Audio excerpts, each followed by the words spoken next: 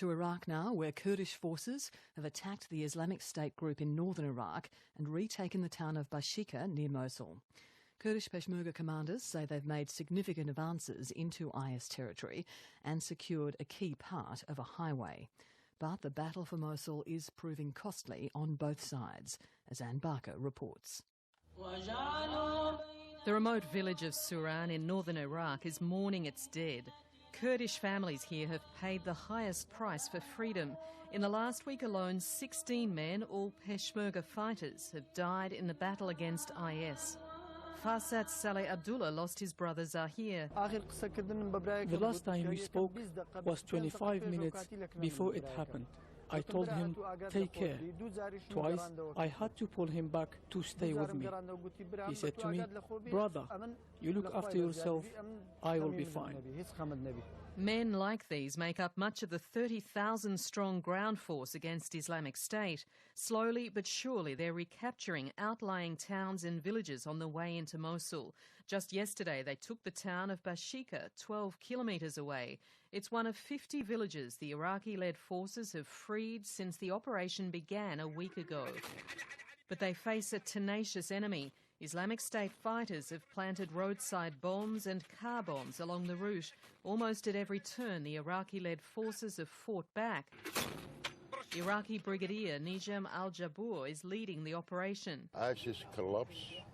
ISIS now, their morale very down, and you can read in the faces of the soldiers and the civilian with us, their morale very high. I think this is the end of ISIS. In many areas, IS militants have fled altogether. Residents at one village, Safira, cheered as the Iraqi troops arrived. But others tell of harrowing stories as IS militants were overrun. As soon as security forces advanced, they took families hostage, said this man. They took them towards Al-Hammam and Mosul. Some of us escaped outside the village, and now we're liberated, thank God. They took them as human shields so they could blend in with the families.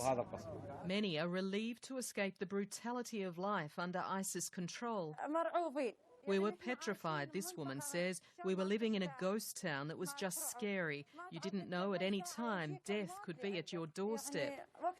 When we were being shot at by ISIS, I just tried to protect my children, and thank God nothing happened to them. Nearly 6,000 people have fled their homes around Mosul in the past week. Many have walked for miles towards UN-run refugee camps, braving the threat of roadside bombs and toxic fumes from burning oil wells and a sulphur factory.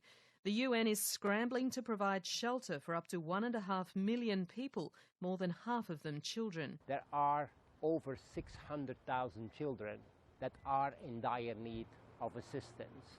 That's the figure we planned for. Geert Kapelar is UNICEF's Middle East director. We want to be there for them, to provide them the psychosocial support, to provide them efforts that give them back a normal life as a child.